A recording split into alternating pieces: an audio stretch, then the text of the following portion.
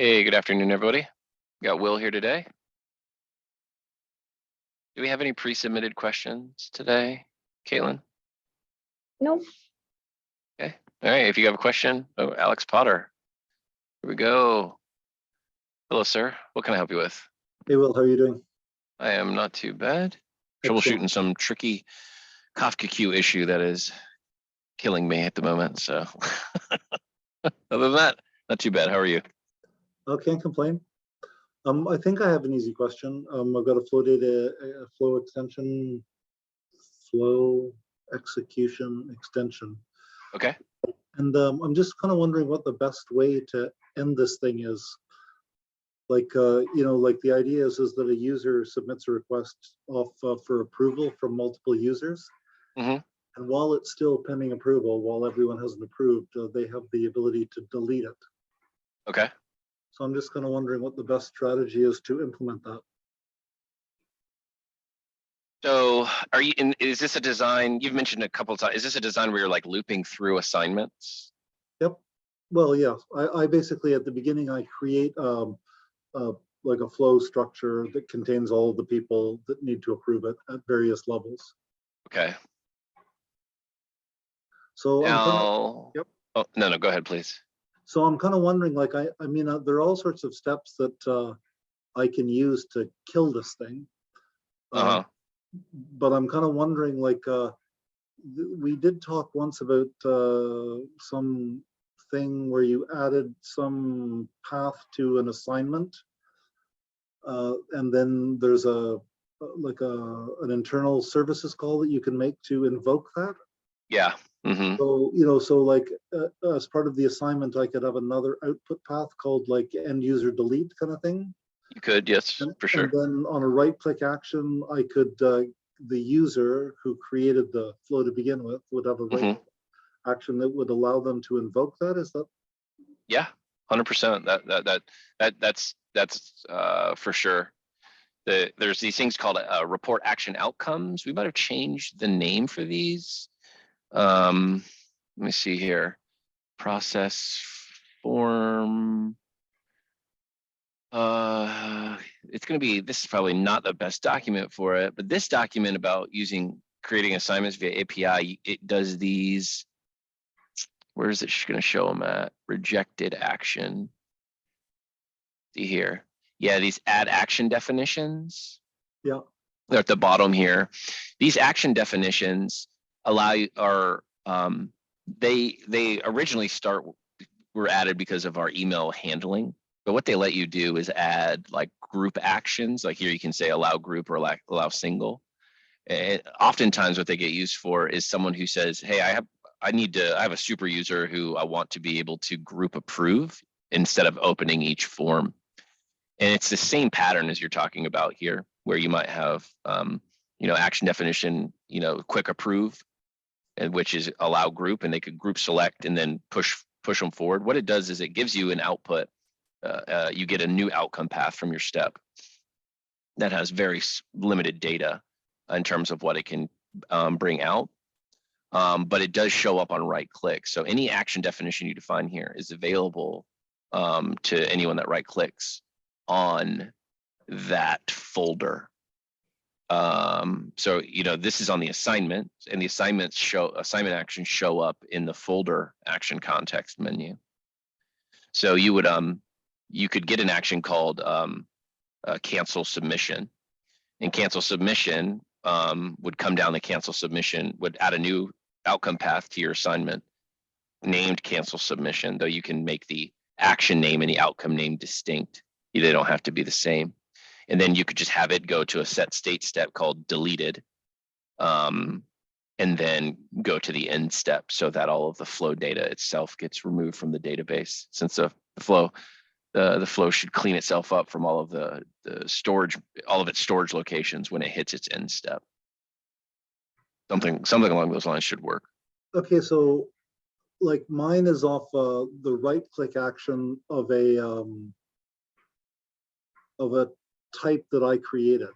So basically what I would have to do is I would have to go and find the assignment ID of that is currently stuck on, and then invoke the Mm, new okay, outcome thing that I've created, basically passing in that assignment ID I kind of thing. see.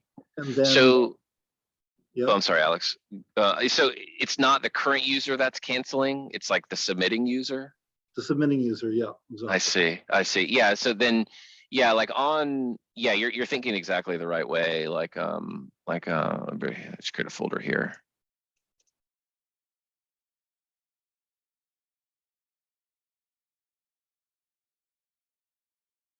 Yeah, you would have to, let's create execution extension.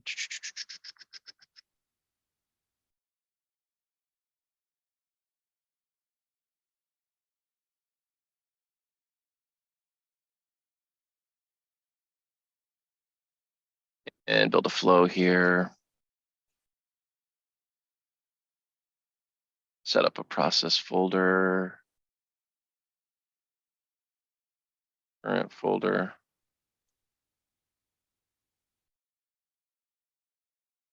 Text in here.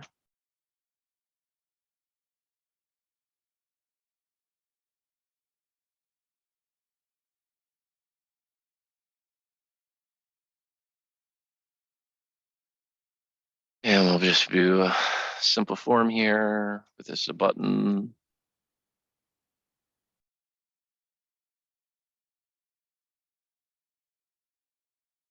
Here, we will make this assigned. And we'll assign it to administrators.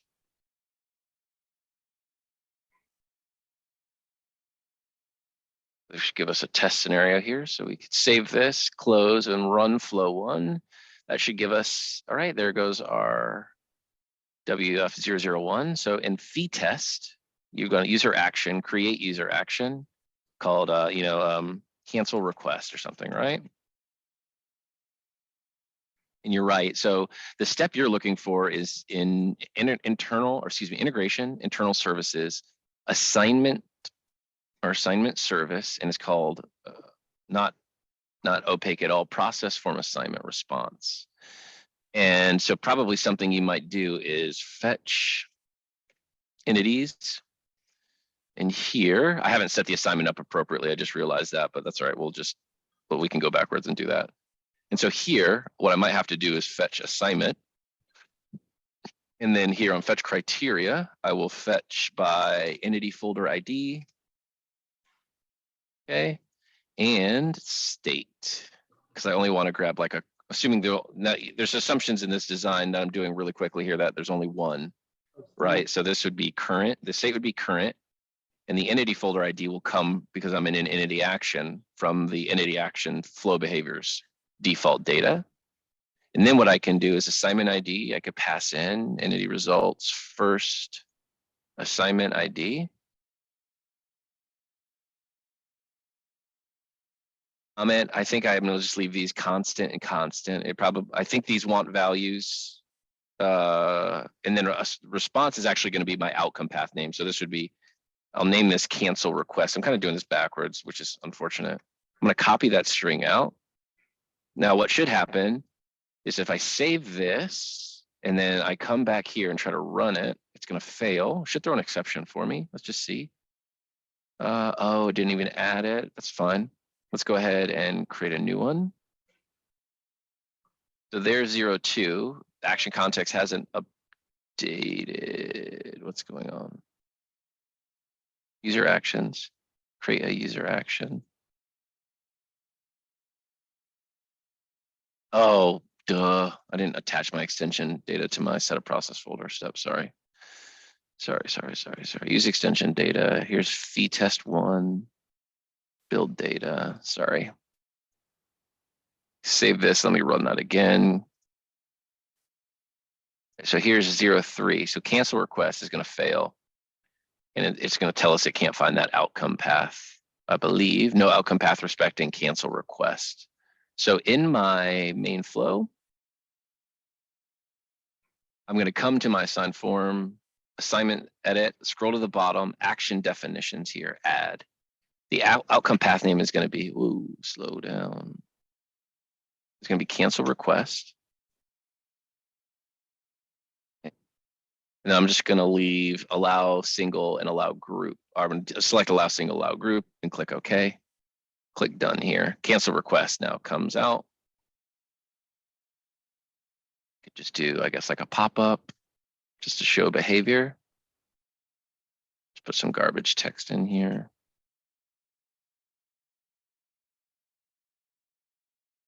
All right, and now if I run flow one again,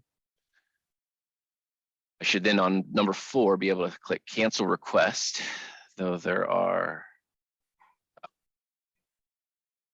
oh, it shows up automatically, but that's because I'm assigned it. So I wouldn't be assigned this right now. We'd have to, we want to clean that up in some way.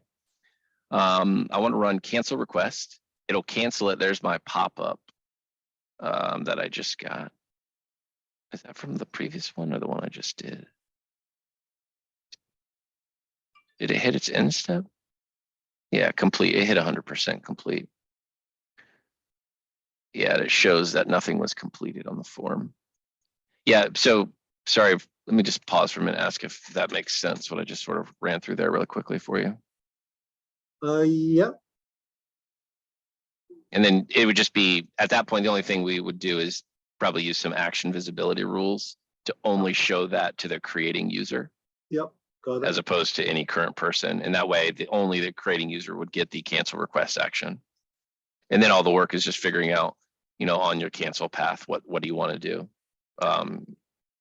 And so just out of curiosity, like where's the kind of limit of having different end steps? Like if you have 3 outcome paths from an assignment, is it acceptable to have 3 end steps? Or you could, sure. Or is it better to do a build data to basically, encapsulate what the action was and just have 1 end step? That's a fair question. I mean, it's actually a best practice question, I would guess. And I don't know. I mean, it's not common to see lots of end steps. Usually we don't see more than 2. I've definitely built flows with more than 2. So I personally would prefer more of like of a data than a diagram type design. So I'd probably pass out like a value of some sort that gets read in a flow, right, or return to the caller in some way. But right. You could use multiple end steps as just the same if that was preferable for you. Okay. I don't know that I have a hard best practice to suggest there. It's a good question. Okay. Fair enough. And so the last thing is, and this is just a selfish, lazy question. When you publish these lunch and learn videos on YouTube, yeah, like they're not indexed in any way, or that I can see. So like, for example, 2 months from now, if I want to find this video, like, is there anything that I can do to, or I have to pay attention, like that I asked such and such a question on such and such a lunch and learn date kind of thing? No, I mean, maybe I'm definitely not a YouTuber. Maybe we're doing something wrong here. We put the text in the description. Okay, so basically I should ask a question then, rather than raising my hand. Even when you just raise your hand, I record your question, and those are put in the description. Okay, great. So I'll be able to see my description. AD sync. Let's just test this. Maybe we're doing something wrong. AD sync. There you go. I don't know if that's so. Let's see. AD sync. The first one here. If we show everything, we search for sync. AD sync behind. I'm looking to sync. Yeah. Yep. Okay, yeah. Great. That's perfect. So yeah, we've been doing a good job. We've been trying to do a good job. I think I'm sure Caitlin has been, of actually writing out the questions. So in the description, we try to do a timestamp as well of the particular questions asked on that particular meeting. Okay, fantastic. Yep. Great. Okay, great. Thanks. Yeah, you bet. Okay, anonymous attendee, my favorite friend. How can we add HTML to an email that is being sent on an assignment? You've got a couple options. Realistically, under the email category on an assignment, you have email notifications. Now here you can do custom, And this will allow you to insert custom content into the default email that we send for an assignment. You've been assigned a task, it has like work task and open portal. So you can pass stuff into here. Probably though, that's not going to be sufficient for you. And you need to look at doing a step start flow. What you do, two things: turn your email handling, your email notification from customer default to none, so you don't get two emails, and then you're going to build a custom email flow here. And this flow runs when this step is hit, and it has all of the parent flow's data as long as we say private. And so here we would put like our send email step with all of our other stuff in here. That would allow you to build up a completely custom email. So whenever we get into a place where we want like a custom email with lots of information in line, this is where we would see customers do that at. And just a shout out, if you're looking to do some complex table creation, I have, let me see here. I've got inside of, no, not recent. Sorry, let me just go to the root here. Is it example flows? I have this flow I built ages ago that I love to chat about whenever I get the chance, which is Come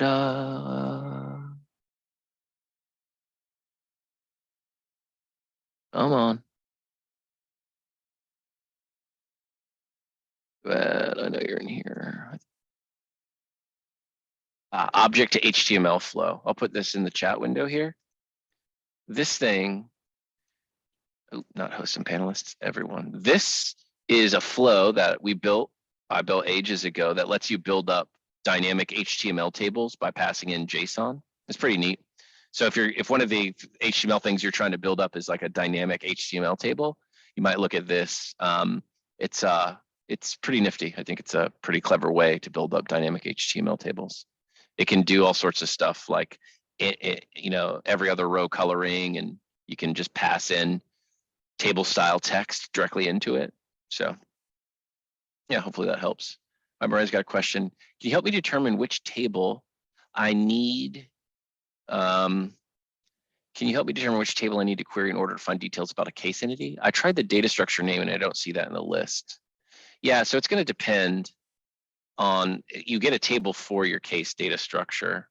So what you should be able to do is go, let's just see, let me create a case really quick. Still not sorted alphabetically, that's wonderful. Case test one.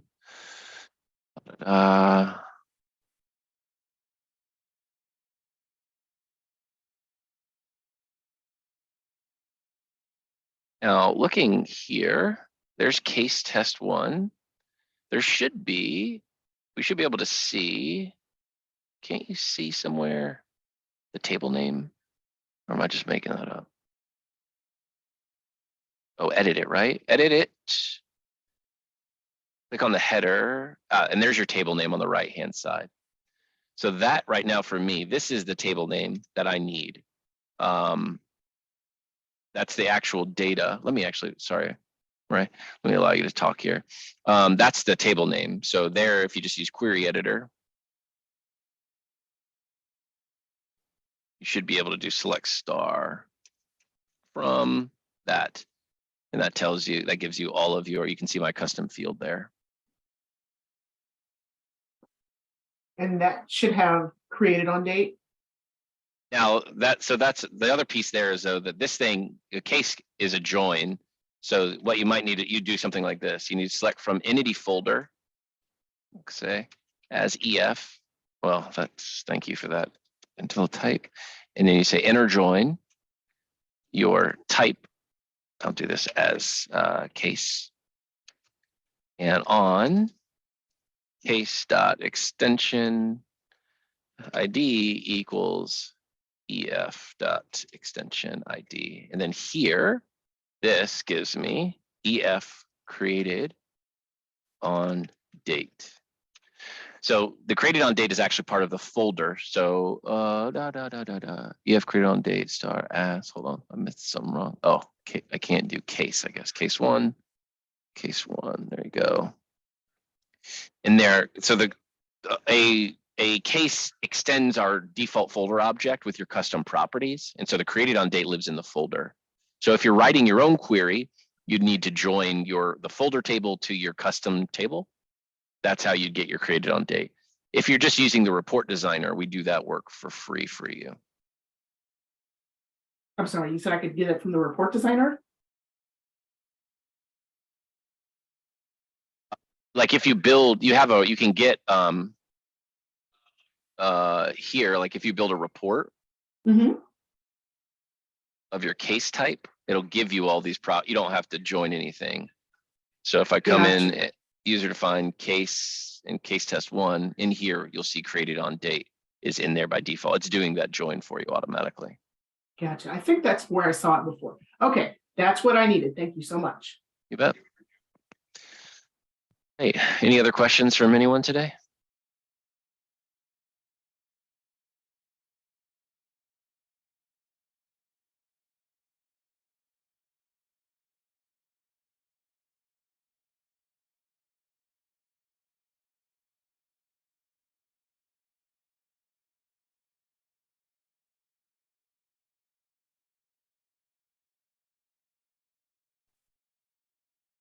Yeah, so just like a quick question about like, can I just use the database? You know, I was noticing you writing some SQL there. Like, what is Decision's view on creating objects within your database? Ask that question again, Alex. I'm sorry. Like, do you guys allow us to do like a create view in the query editor? Probably. I'm sure there's some limitations, but you should. I think you should be able to. Yeah. Okay, so then basically, instead of like writing a bunch of like ad hoc SQL, I can encapsulate a view in the local database connection and then just reference that view from within the raw SQL step? Yeah, you absolutely could. Like, or just make a view connection itself. Like one of the under integrations databases, I'll just use local connection. You can add views. So it'll show you any views available on the database you're connected to. And you can just get like a, you can start fetching from the view. Okay. Or you can just call the view with a SQL step as well. I mean, either one of those would be sufficient, or they would functionally be the same. Okay, and you guys are okay with clients creating objects in the database? Yeah, for sure. Absolutely. Great. All right, David, what you got, man? All right, so I had one, now I have two things. Kind of a follow-up to Alex's question. If you, like you said, if you create an object in the database, that will survive an upgrade, right? Like if you went from 7 to 9 or something, whatever upgrade version, it's not going to look and say, oh, this isn't a valid object, I'm going to wipe it, right? Yeah, good question. No, it does not do that at all. Solid. Okay. Yeah. And then the only thing to keep in mind is that it doesn't export at all. So you've now got this dependency that you need to manually transport between environments. That's the only thing, right? Like we don't know about that view and send it to QA or to prod, right? If you were to create it through here, through databases, local connect, if you created it through the UI here, it would be aware and exportable though, right? No, just the reader, like just the integration info is. Right. Oh, like, I see. It still expects the view to be there. It just reads the view by name, right? So it expects a view to exist on that same database. So like it has no concept of the view itself. It just knows it's supposed to read L view, but it doesn't ship the view along as like a dependency of any kind. It doesn't even know it has a dependency really. I see. Okay. That makes total sense. All right, now I guess my original question. It was either last week or the week before, was looking for a file size thing, and I think we figured out a way around that using, I forget what it is, like integration.NET libraries VB, and then you can use there's like a system IO file info that you can snag it off of. But if we were to, so I tried to explore the command line route, but these files would be stored on basically a network share, and Okay. it doesn't really like it if I try to put a UNC path. And there was some complicated way to temporarily map a drive, figure it out, and do that. And I thought, there's got to be an easier way. We could have used the PowerShell option, but we try to steer away from that because some of our clients, for whatever reason, like to disable or not allow PowerShell to run. But yeah, so we figured out how to use it with that step. But I was curious if I had to use the nuclear option and load each of these files, and I guess keep in mind they can be like 20 megs, right? Okay. Is there a way or a step that I can use, because it will load that file, like you said, into memory? Is there a way that I can just load it, grab what I need, and then dump it like out of memory? Is there a step or something that will basically allow me to clear that cache every time? Well, like is it loading it into like a long running persistent flow? No, I just need to grab it for, I mean, a couple of seconds to be able to get the file size. And then I need to unload that.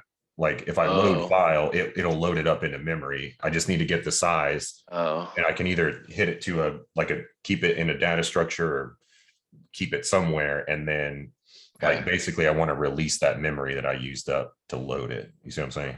Yeah, well, if you put them in if they were running async, they would they would be scoped to the flow, so they should get released. Like if you had like a load file step and an async subflow. I see. So this might be overkill, but maybe it's something like run flow for list.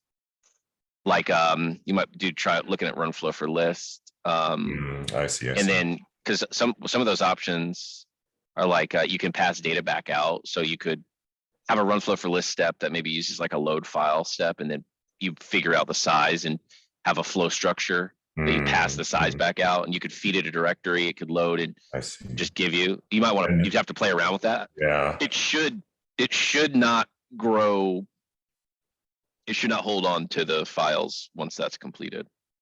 Because you can configure that, or those by their nature run in an async manner, right? Like you can do both, but yeah, probably you do like an async and wait. That way you're only getting back. It's loading and then releasing all of that data. I see. I didn't think about that. Okay. Yeah, we'll just use the VB step to grab it, and that should be sufficient. I was just curious in the future if I needed to do something else other than just grab the file size in bytes and do some math on it to output the size, then if there was a way to do that, but that makes total sense. Okay.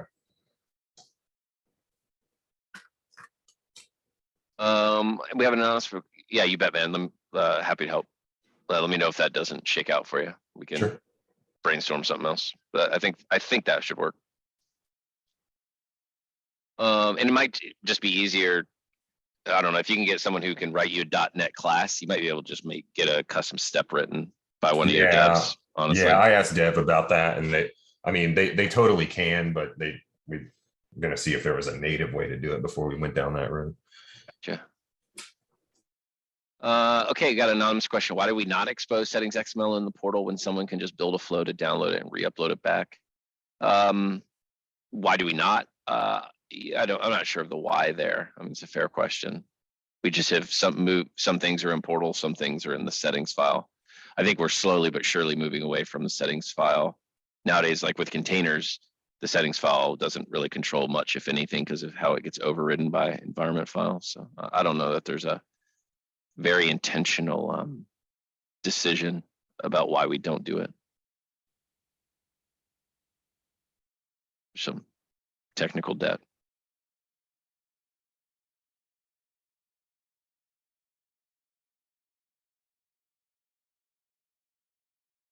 Well, 31. Anybody else got any other questions? Please feel free. Got a pretty decent sized group today, so if you have a question, please feel free to use the raise hand, ask in chat, or ask in the QA section, and I will be happy to answer for you, assuming I can.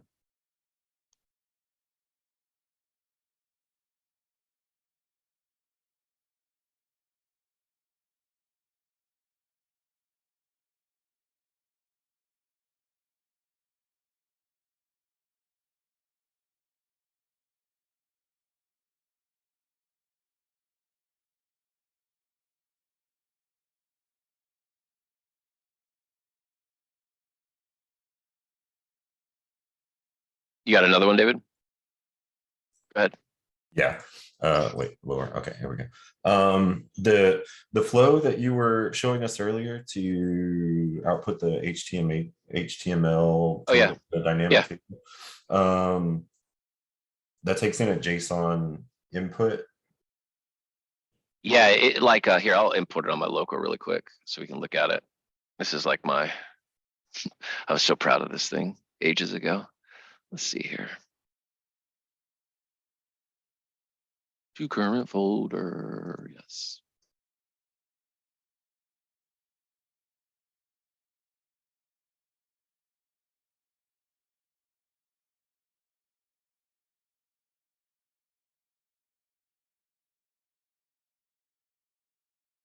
All right, so here we go. Object to HTML. Yeah, I wanted it to be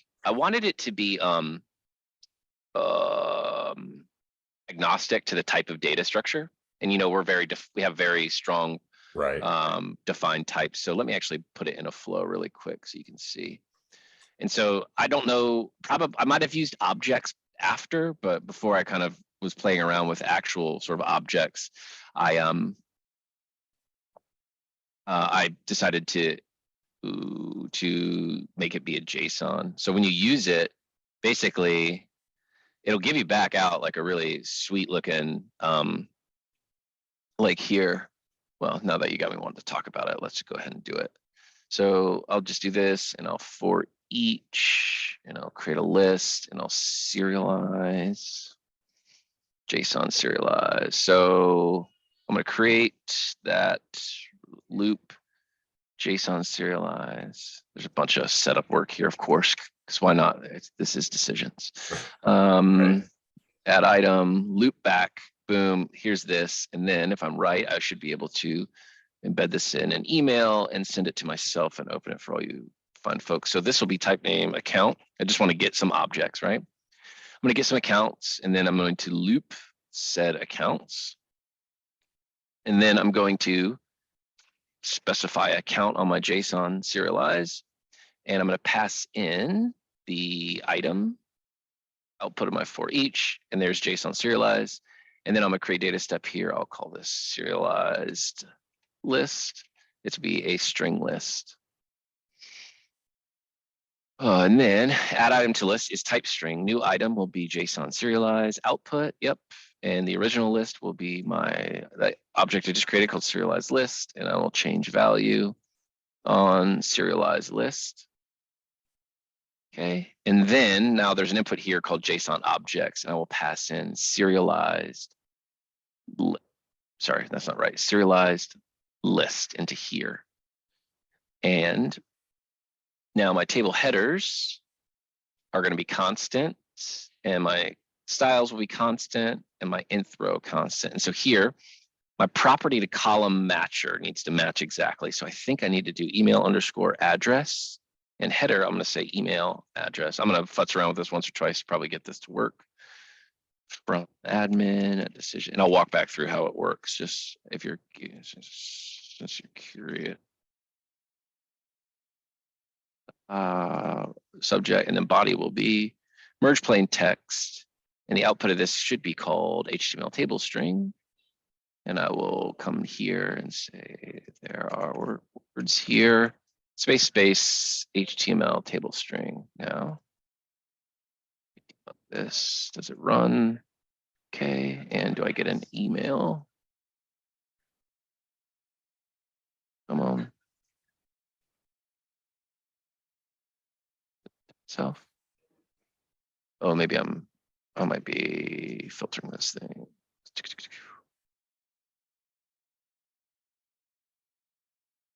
ASDF, there are words here. There are words here, email address. Okay, so I need to figure out here for each table header.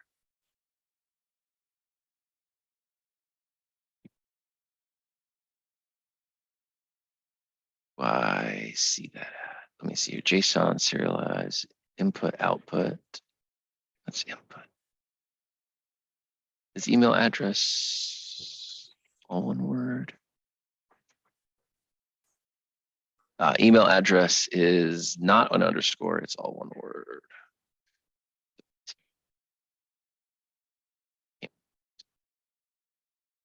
And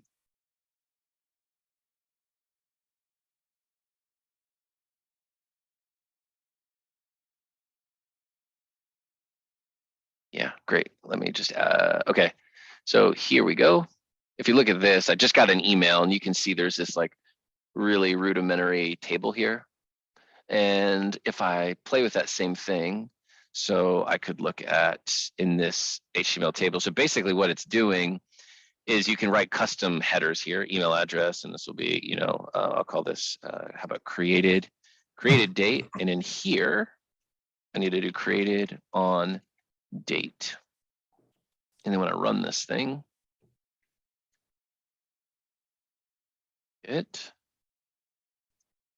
now here, the new column. There's the one I just sent, and you can see created on date showing here now.